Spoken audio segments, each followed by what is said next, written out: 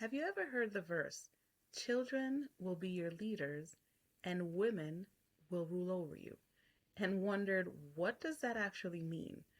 Is it condemning women? Is it about age? Or is it something much deeper, something prophetic? Today we're going to slow down and uncover what Isaiah chapter 3 verse 12 is truly saying. We're going to explore it in its Hebrew meaning, its historical context, and its spiritual warning. Before we can understand the verse, we have to understand what was happening in Israel. All right, Isaiah chapters 1 through 5 was warning Judah that because of their sins, which was corruption, injustice, idolatry, Yahuwah would remove their strong, wise leadership. See, Isaiah was a prophet sent to the kingdom of Judah during a time of moral decay. The people were still religious on the outside, but inwardly, the nation was corrupt. As I stated before, there was injustice, there was pride, oppression of the poor, leaders who had abandoned righteousness, and because of this, Yahuwah declared something sobering. He said he will remove strong leadership from the land, not just kings, but judges, elders, warriors, wise counselors, men who were meant to protect, guide, and govern with wisdom. And when true leadership is removed, a vacuum forms. Something always fills the gap. Let's begin with reading the verse. Isaiah chapter 3 verse 12 says, "As for my people, their oppressors are children, and women rule over them. O my people, those who lead you cause you to err and destroy the way of your paths." This verse is descriptive, not prescriptive. It is not saying that this is how things should be. It is saying this is what happens when a nation rejects divine order. Children will be their leaders. Let's start with the word children. The Hebrew word here used is me-olel. I'm probably butchering it, but me-olel. It does not strictly mean a literal toddler. It refers to immaturity, lack of wisdom, instability, and impulse behavior. In the Hebrew thought, adulthood is not about age. It's about wisdom and restraint. So when Isaiah says children will be your leaders, he's really saying you will be ruled by people who lack discernment, who act emotionally, who govern without understanding consequences. Leadership that looks powerful but behaves childishly. This is echoed everywhere in scriptures.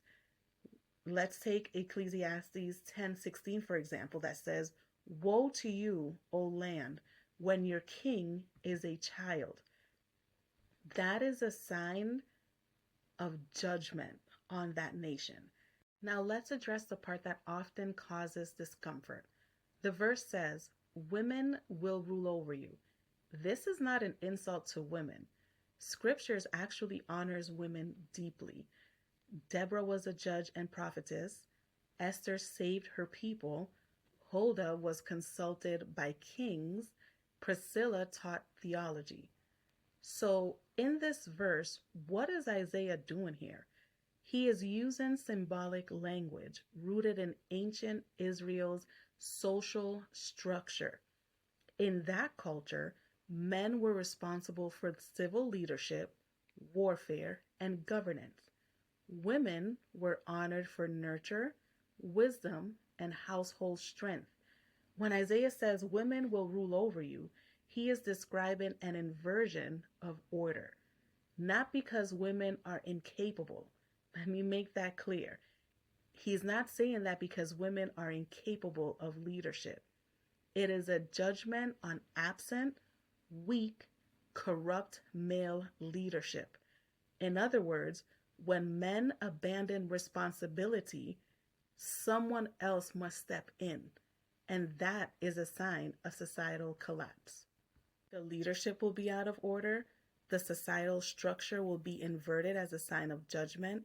Men who should have been strong leaders would fail in their responsibility. So, what is this verse actually saying? It is not saying women are inferior. It is saying when a nation rejects Yahuwah, he allows disorder to replace order. He allows immature, unqualified people to rise to power. Men who were called to lead righteously will not do so, and the natural structure of leadership will collapse.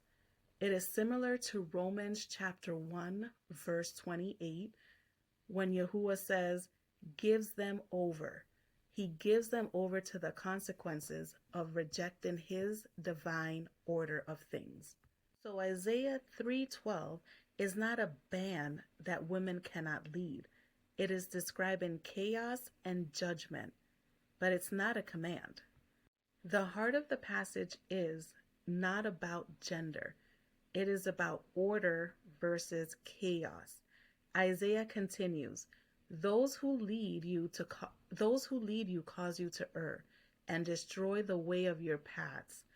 The leaders, whoever they are misleading the people. The nation has lost moral direction, spiritual clarity, and righteous authority. And when that happens, society turns upside down.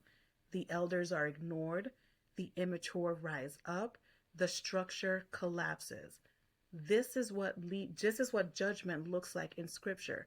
Not lightning from the sky, but confusion, disorder, and misguided leadership. So if you refuse righteous leadership, Yahuwah is warning, you will be ruled by immaturity, disorder, and weaknesses. It's a consequence, not a prescription. So what does that mean today? It warns us that leadership without wisdom leads to ruin. Age does not equal maturity. Position does not equal qualification. Let me say that again. Position does not equal qualification. When Yahuwah's order is rejected, disorder fills the space. And most importantly, a society suffers not because leadership exists, but because true leadership is missing. So let's wrap this up. Isaiah 3:12 is not condemning women. It is not glorifying youth. It is a warning to a nation. When righteousness is abandoned, when responsibility is rejected, when wisdom is removed, leadership becomes confused and the people lose their way. The verse ends with heartbreak. Oh, my people, this is not anger, this is grief.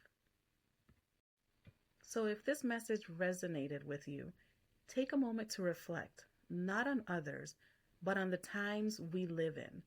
Because Scripture isn't just history, it's a mirror.